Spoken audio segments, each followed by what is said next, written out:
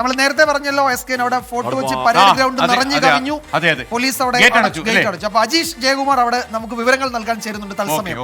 അപ്പൊ അജീഷിലേക്ക് പോയാലോ? അജീഷ് നിൽക്കുന്നു. അജീഷ്, അവിടെ വലിയ തിരക്കായി. നേരത്തെ അജീഷ് തന്നെ റിപ്പോർട്ട് ചെയ്തിരുന്നു, നിറഞ്ഞു കവിഞ്ഞു, പോലീസ് ഗേറ്റുകളൊക്കെ അടച്ചു. എന്താണ് പുതിയ വിവരങ്ങൾ? ആഘോഷം തുടങ്ങിയല്ലോ അവിടെ അല്ലേ?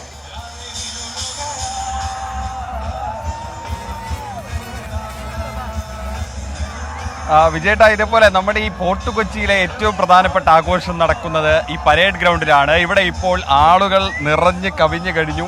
ഞാനിപ്പോൾ നിൽക്കുന്നതിന് തൊട്ടടുത്തായി ഒരു DJ പരിപാടി നടക്കുന്നുണ്ട്. തുടക്കത്തിൽ ഈ DJ പരിപാടി അത്ര ആവേശമൊന്നും അല്ലായിരുന്നു. പക്ഷേ ഇവിടെ വേറൊരു മനുഷ്യൻ ഇതിനെ ഈ കുറച്ച് കഴിയുമ്പോൾ ഒരു 3.5 മണിക്കൂർ കഴിയുമ്പോൾ നമ്മളെ പാപ്പാഞ്ഞിയെ കത്തിക്കും. ആ പാപ്പാഞ്ഞിയെ കത്തിക്കാനുള്ള ഊർജ്ജം മുഴുവൻ സംഭരിച്ച് ശേഖരിക്കുന്ന ഒരു ചേട്ടനാണ്. നമ്മളിതാ കത്തിക്കാൻ പോലെ 3 മണിക്കൂർ. അല്ലേ ചേട്ടാ, നമ്മള് കത്തിക്കല്ലേ? നമ്മള് കത്തിക്കല്ലേ? പാട്ടൊക്കെ എങ്ങനെയുണ്ട്? അപ്പൊ ഈ പാട്ട് പാടുമ്പോ ഈ ഓരോ മോശം ചെറിയ പാട്ടിന്റെ ഒരു ഊർജ്ജമില്ലെങ്കിൽ പോലും ചേട്ടൻ അവിടെ ഇങ്ങോട്ട് കത്തിക്കുകയാണ്. ചേട്ടന്റെ ഡാൻസ് ഒക്കെ ഈ കാണാനായിട്ട് ആളുകൾ ഒരുപാട് പേര് കൂടി നിൽക്കുന്നുണ്ട്. മോനെ, എങ്ങനെയുണ്ട്? പാട്ടൊക്കെ കൊള്ളാമോ? ഇഷ്ടപ്പെട്ടോ? Happy new year. ആദ്യമായിട്ടാണ് വരുന്നത് ഫോർട്ട് കൊച്ചി കാർണിവലിന്? ആദ്യമായിട്ടാണ്. എങ്ങനെയുണ്ട് ചേച്ചി? ഭയങ്കര തിരക്കാ. അവിടെ കൊണ്ട് കേറാൻ ഭയങ്കര ബുദ്ധിമുട്ട്. ചേട്ടൻ പിന്നെ നാളെ പുതുവത്സരത്തിന് പുതിയ തീരുമാനങ്ങൾ, പുതിയ ആശയങ്ങൾ എന്തെങ്കിലുമൊക്കെ പ്ലാൻ ചെയ്തിട്ടുണ്ടോ? പുതിയ അങ്ങനെ തീരുമാനം എല്ലാ വർഷവും തീരുമാനങ്ങൾ അതുപോലെ നടപ്പിലാക്കാൻ പറ്റുന്ന രീതിയാണ്. അപ്പൊ ഇപ്പൊ ചേട്ടനെ കൊണ്ട് എന്തെങ്കിലും പുതിയ പ്ലാൻ ചെയ്യുന്നുണ്ടോ? പ്രത്യേകിച്ചൊന്നുമില്ല. ഇല്ലല്ലേ, ചേട്ടൻ അടിപൊളിയാ.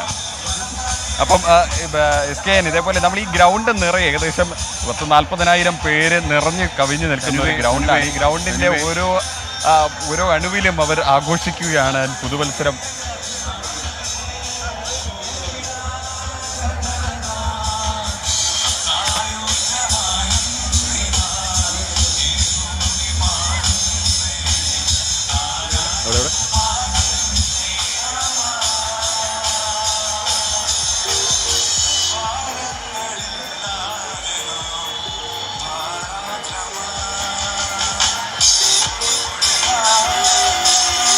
പ്രേക്ഷകരെ കുന്തം വിഴുങ്ങി പോലെ നിന്നൊരു പ്രേക്ഷകൻ അഭിപ്രായപ്പെട്ടിരിക്കും. അതുപോലെ വിജയൻ കേട്ടോ, വിജയൻ